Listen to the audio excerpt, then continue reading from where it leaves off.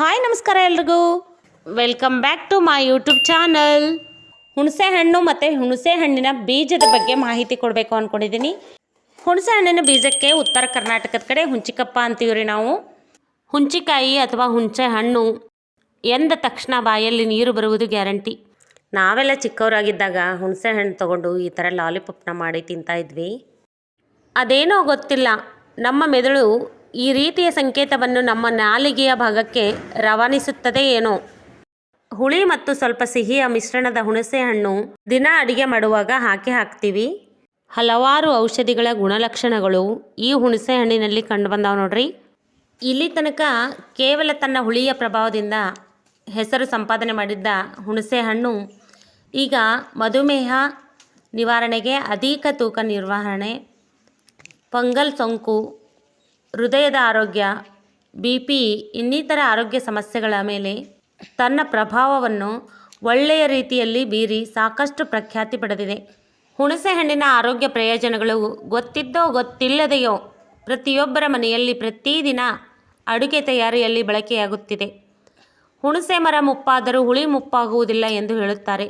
ಹಾಗೆ ಎಷ್ಟೇ ವರ್ಷ ಹಳೆಯದಾದರೂ ಹುಣಸೆ ಹಣ್ಣಿನ ಆರೋಗ್ಯ ಪ್ರಯೋಜನಗಳು ಸಹ ದಿನದಿಂದ ದಿನಕ್ಕೆ ವೃದ್ಧಿಯಾಗುತ್ತಲೇ ಬರುತ್ತಿದೆ. ಸಂಶೋಧಕರು ಸಹ ಹುಣಸೆ ಹಣ್ಣಿನ ಲಾಭಗಳ ಬಗ್ಗೆ ಸಾಕಷ್ಟು ಅಧ್ಯಯನಗಳನ್ನು ಕೈಗೊಂಡಿದ್ದಾರೆ. ಸಂಶೋಧಕರು ಹೇಳುವಂತೆ ಹುಣಸೆ ಹಣ್ಣಿನಲ್ಲಿ ಆ್ಯಂಟಿವೈರಸ್ ಗುಣಗಳು, ಜ್ವರ, ಚಿಕನ್ಗುನ್ಯಾ, ಡೆಂಗು ಇತ್ಯಾದಿ ಮಾರಕ ಜ್ವರದ ಲಕ್ಷಣಗಳನ್ನು ಹೊಂದಿರುವ ರೋಗಗಳಿಗೆ ನೇರವಾದ ಪ್ರಭಾವವನ್ನು ಒದಗಿಸುತ್ತದೆ. ಸಂಶೋಧನೆ ಹೇಳುವಂತೆ ಹುಣಸೆ ಹಣ್ಣಿನಲ್ಲಿ ಕಂಡುಬರುವ ಔಷಧೀಯ ಗುಣಲಕ್ಷಣಗಳ ಪ್ರಭಾವದಿಂದ ಮುಂಬರುವ ದಿನಗಳಲ್ಲಿ HIV ಮತ್ತು HEV ಸಮಸ್ಯೆಗಳನ್ನು ಸಹ ನಿಯಂತ್ರಣ ಮಾಡುವ ಸಾಧ್ಯತೆ ಇದೆ ಎಂದು ವರದಿ ನೀಡಿದ್ದಾರೆ. ಒಟ್ಟಿನಲ್ಲಿ ಗಮನಿಸಬೇಕಾದ ಅಂಶ ಏನೆಂದರೆ, ಹುಣಸೆ ಹಣ್ಣಿನಲ್ಲಿ ದೇಹದಲ್ಲಿ ಕಂಡುಬರುವ ಸೋಂಕನ್ನು ನಿವಾರಣೆ ಮಾಡುವ ಗುಣವಿದೆ. ಅಷ್ಟೇ ಅಲ್ಲದೆ ದೇಹದಲ್ಲಿ ಸೋಂಕಿನ ಪ್ರಮಾಣ ಹೆಚ್ಚಾಗದಂತೆ ಕೂಡ ನೋಡಿಕೊಳ್ಳುತ್ತದೆ. ಹಾಗಾಗಿ ನಿಮ್ಮ ಆಹಾರ ಪದ್ಧತಿಯಲ್ಲಿ ಯಾವುದೇ ಕಾರಣಕ್ಕೂ ಹುಣಸೆ ಹಣ್ಣನ್ನು ಮಿಸ್ ಮಾಡಲೇಬೇಡಿ. ಅತಿಯಾಗಿ ಉಪ್ಪು ತಿಂದು ದೇಹಕ್ಕೆ ರಕ್ತದ ಒತ್ತಡ ತಂದುಕೊಳ್ಳುವ ಬದಲು ಹುಣಸೆ ಹಣ್ಣಿನ ನಿಯಮಿತ ಸೇವನೆ ಮಾಡಿ ಆರೋಗ್ಯವನ್ನು ರಕ್ಷಣೆ ಮಾಡಿಕೊಳ್ಳುವುದು ಒಳ್ಳೆಯದು. ಇಷ್ಟೊತ್ತು ಹುಣಸೆ ಹಣ್ಣಿನಿಂದ ಆಗುವ ಸಾಕಷ್ಟು ಪ್ರಯೋಜನಗಳನ್ನು ತಿಳಿದುಕೊಂಡಿದ್ದೀರಿ. ಈಗ ಪ್ರಯೋಜನವಿಲ್ಲವೆಂದು ಬಿಸಾಡುವ ಹುಣಸೆ ಬೀಜದಲ್ಲಿ ಯಾವೆಲ್ಲ ಬಗೆಯ ಲಾಭಗಳಿವೆ ಎಂಬುದನ್ನು ನೋಡೋಣ ಬನ್ನಿ. ಹುಣಸೆ ಹಣ್ಣಿನ ಬೀಜಕ್ಕೆ ನಮ್ಮ ಉತ್ತರ ಕರ್ನಾಟಕದ ಕಡೆ ಹುಂಚಿಕಪ್ಪ ಅಂತ ಕರಿತೀವ್ರಿ. ಹಳ್ಳಿಗಳಲ್ಲಿ ಹುಣಸೆ ಹಣ್ಣಿನ ಗಿಡ ಸಾಕಷ್ಟು ಇರ್ತಾವ್ರಿ. ಹುಂಚಿಕಾಯಿ ಆದಮೇಲೆ ಹುಂಚಿಕಾಯಿನ ಒಡೆದು ಕುಟ್ಟಿ ಬೀಜನ ಹೊರಗಡೆ ತೆಗೆದು ಹುರಿದು ತಿಂತಾರ್ರಿ ಹಳ್ಳಿ ಕಡೆ ಎಲ್ಲರೂ. ಆದರೆ ಸುಮ್ಮನೆ ಮೆಲ್ಕೊಂಡು ಅಡಿಕೆ ತಿನ್ನೋ ಥರ ತಿಂತಾರ್ರಿ. ಹೆಲ್ತ್ ಬೆನಿಫಿಟ್ಸ್ ಬಗ್ಗೆ ಗೊತ್ತೇ ಇರೋದಿಲ್ಲ. ನಾವೆಲ್ಲ ಚಿಕ್ಕವರಿದ್ದಾಗ ತುಂಬಾ ಹುಂಚಿಕಪ್ಪನ್ನು ತಿಂದಿದ್ದೀವಿ. ನಮ್ಮ ಜೇಬಲ್ಲಿ ಹಾಕ್ಕೊಂಡು ಫ್ರೆಂಡ್ಸಿಗೂ ಕೊಟ್ಟು ಎಂಜಾಯ್ ಮಾಡಿಕೊಂಡು ಕ್ಲಾಸ್ ರೂಮಲ್ಲಿ ತಿಂತಾಯಿದ್ವಿ. ಅದನ್ನೆಲ್ಲ ಈಗ ನೆನಪಿಸ್ಕೊಂಡ್ರು ತುಂಬಾ ಖುಷಿ ಆಗ್ತದ್ರಿ. ಈಗಿನ ಕಾಲದ ಮಕ್ಕಳಿಗೆ ಹುರಿದು ರೆಡಿ ಮಾಡಿ ಕೊಟ್ಟರು ಕೂಡ ಮಕ್ಕಳು ತಿನ್ನೋದಕ್ಕೆ ಆಗಲ್ಲ, ಹಲ್ಲು ನೋವು ಅಂತ ಹೇಳ್ತಾರೆ. ನಮಗಂತೂ ಈಗ ತಿನ್ನೋದಕ್ಕೆ ಸಾಧ್ಯ ಇಲ್ಲ ಬಿಡಿ, ಆ ಥರ ಹಾಳಾಗಿದೆ ಹಲ್ಲು. ಹುಂಚಿಕಪ್ಪು ತಿನ್ಬೋದು, ಆದರೆ ಈಗೀಗ ನಾನು ಒಂದು ಮೆಥಡ್ನ ಕಂಡು ಹಿಡ್ಕೊಂಡು ಬಿಟ್ಟಿದ್ದೀನಿ. ಅದನ್ನು ನಿಮಗೂ ತೋರಿಸ್ತೀನಿ. ಆದರೆ ಇದರಿಂದ ಏನೇನು ಹೆಲ್ತ್ ಬೆನಿಫಿಟ್ಸ್ ಅವ ಮೊದಲು ತಿಳ್ಕೊಳ್ಳೋಣ ಬರ್ರಿ. ಈ ಹುಂಚಿಕಪ್ಪು ತಿನ್ನೋಕ್ಕಷ್ಟೇ ಅಲ್ಲ, ಆರೋಗ್ಯಕ್ಕೂ ತುಂಬಾ ಒಳ್ಳೆಯದು. ಹುಣಸೆ ಬೀಜಗಳಲ್ಲಿ ಹೊಟ್ಟೆ ನೋವು, ಮಲಬದ್ಧತೆ ಮತ್ತು ಗಾಯಗಳನ್ನು ವಾಸಿ ಮಾಡುವ ಗುಣ ಕಂಡುಬರುತ್ತದೆ. ಮತ್ತು ಪಿತ್ತ ಆದರೆ ಇದನ್ನು ಸೇವನೆ ಮಾಡಬೇಕು.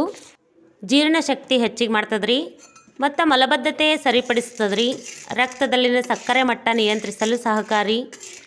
ಮಂಡಿ ಹಾಗೂ ಕೀಲು ನೋವು ಕಡಿಮೆ ಮಾಡಲು ಸಹಾಯ ಮಾಡುತ್ತದೆ. ಈ ಹುಂಚಿಕಪ್ಪು ಯಾವ ಥರ ಬಳಸಬೇಕು ಅಂತ ಕನ್ಫ್ಯೂಸ್ ಆಗಬೇಡಿ.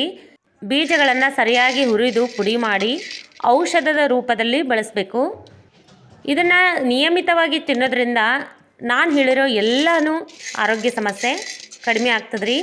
ಮತ್ತು ಚರ್ಮದ ಗಾಯಗಳನ್ನು ಕೂಡ ನಿಯಮಿತವಾಗಿ ಸೇವನೆ ಮಾಡೋದ್ರಿಂದ ಗಾಯಗಳನ್ನು ಕೂಡ ನೀವು ವಾಸಿ ಮಾಡ್ಬೋದು. ಹಿಂದಿನ ಕಾಲದ ವೃದ್ಧರಿಗೆ ಹೋಲಿಸಿದರೆ ಈಗಿನ ಕಾಲದ ವಯಸ್ಕರು ಬಹಳಷ್ಟು ಸೂಕ್ಷ್ಮ ಮತ್ತು ಟೊಳ್ಳು ಎಂಬ ಭಾವನೆ ಕಾಡುತ್ತದೆ. ಹಿಂದೆ ಆದರೆ ವಯಸ್ಸಾದ ಅಜ್ಜ ಅಜ್ಜಿಯರು ಮಾತ್ರ ತಮ್ಮ ಮಂಡಿ ನೋವುಗಳು ಮತ್ತು ಕೀಲು ನೋವುಗಳ ಬಗ್ಗೆ ದೂರುತ್ತಿದ್ದರು. ಆದರೆ ಈಗ ಕೇವಲ 40 ವರ್ಷ ದಾಟಿದ ಮಧ್ಯ ವಯಸ್ಸಿನ ಪುರುಷ ಮತ್ತು ಮಹಿಳೆಯರು ತಮ್ಮ ಕೆಲವು ಆರೋಗ್ಯ ಸಮಸ್ಯೆಗಳಲ್ಲಿ ಪ್ರಮುಖವಾಗಿ ಇವುಗಳನ್ನು ಸೇರಿಸಿಕೊಳ್ಳುತ್ತಿದ್ದಾರೆ. ನೀವು ಅಡುಗೆಗೆ ಬಳಸುವ ಹುಣಸೆಹಣ್ಣು ಬೀಜರಹಿತವಾಗಿರುತ್ತದೆ. ಒಂದು ವೇಳೆ 1-2 ಬೀಜ ಸಿಕ್ಕರೂ ಅದನ್ನು ಒಯ್ದು ಕಸದ ಬುಟ್ಟಿಗೆ ಹಾಕ್ತೀರಿ. ಆದ್ರೆ ಇನ್ನು ಮುಂದೆ ಹಾಗೆ ಮಾಡಬೇಡಿ. ಹುಣಸೆ ಹಣ್ಣಿನ ಬೀಜಗಳಿಂದ ಪೇಸ್ಟ್ ಮಾಡಿ ಮೊಳಕಾಲಿಗೆ ಹಚ್ಕೊಡ್ರಿ. ಈ ಥರ ನಿಯಮಿತವಾಗಿ ಮಾಡ್ತಾ ಬಂದರೆ ಮೊಳಕಾಲು ನೋವು ಕಡಿಮೆ ಆಗ್ತದೆ.